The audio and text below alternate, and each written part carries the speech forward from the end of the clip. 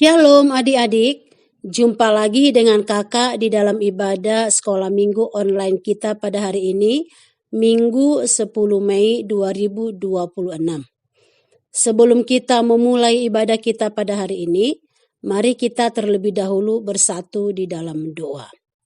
Terima kasih Tuhan Yesus, kalau kami ada sampai pada hari ini, semua karena kasih dan anugerah Tuhan. Terima kasih buat berkat-Mu. Kalau hari ini kami akan memulai ibadah kami, berkatilah ibadah kami pada hari ini, dan semua kami yang ikut dalam ibadah ini diberkati oleh Tuhan. Di dalam nama Tuhan kami Yesus Kristus, kami akan memulai ibadah kami. Haleluya. Amin. Adik-adik, sebelum kita mendengarkan kebenaran firman Tuhan, mari kita bernyanyi bersama-sama dulu ya. Mari kita ikuti pujian berikut ini.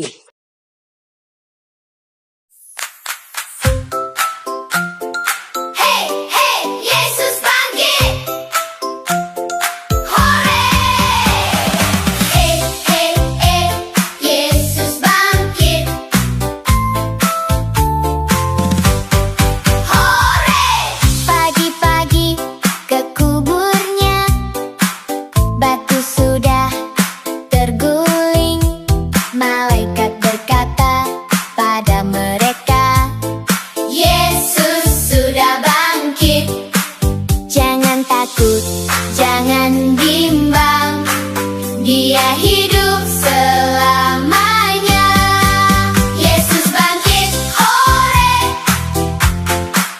Dia hidup, hore! Kita bersukacita, Yesus hidup selamanya.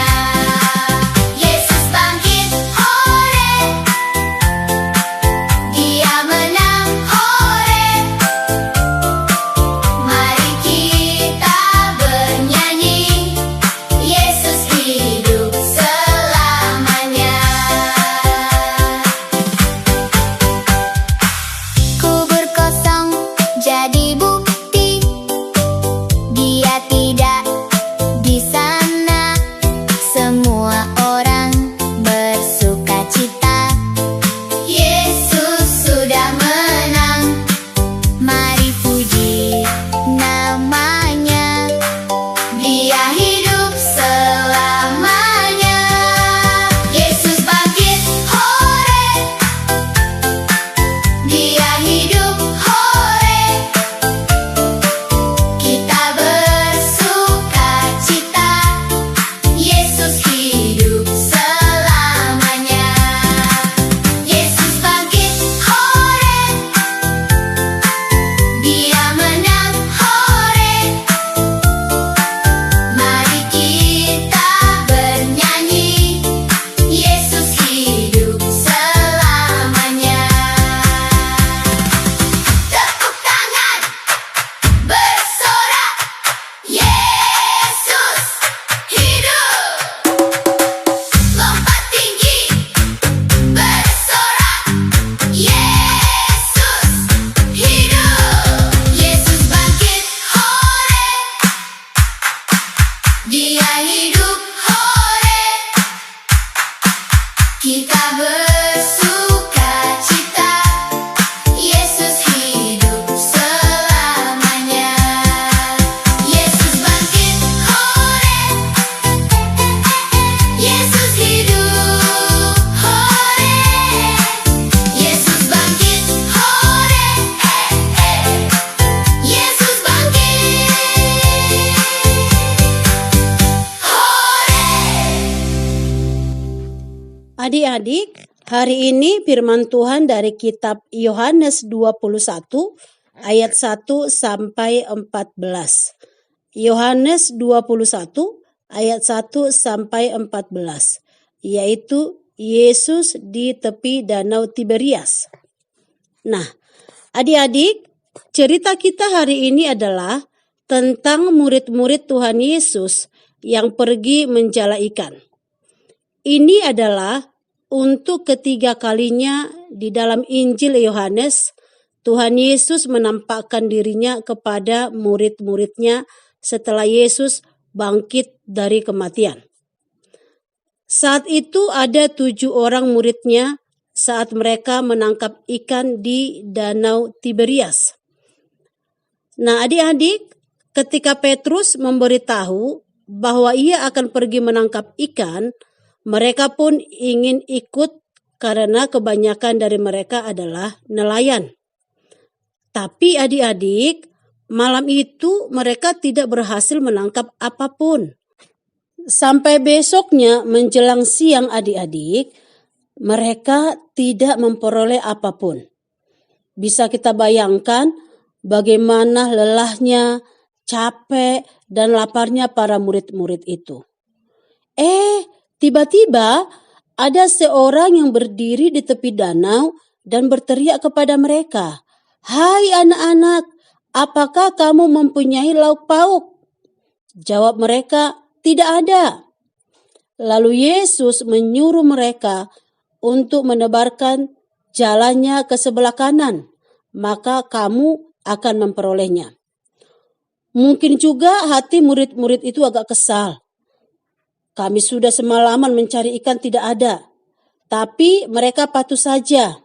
Dan ternyata adik-adik, mereka mendapatkan ikan yang sangat banyak dan bahkan hampir tidak mampu mereka menarik jalannya. Karena sangat banyaknya ikan itu. Dan jumlah ikan itu mencapai 153 ekor.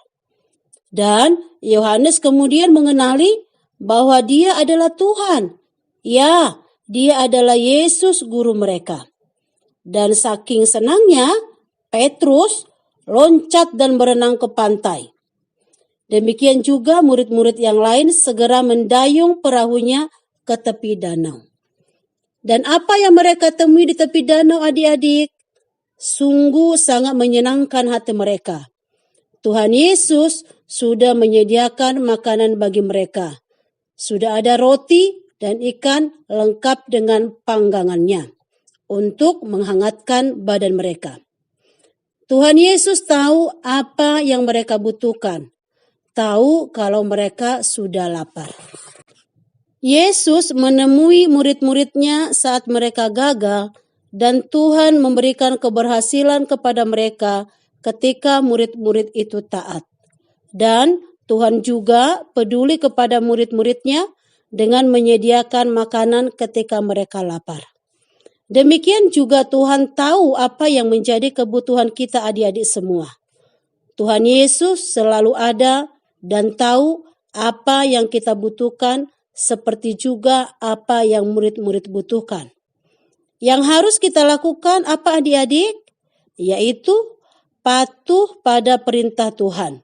Seperti murid-murid patuh pada perintah Tuhan. Dan terus bergantung kepada Tuhan dalam segala perkara.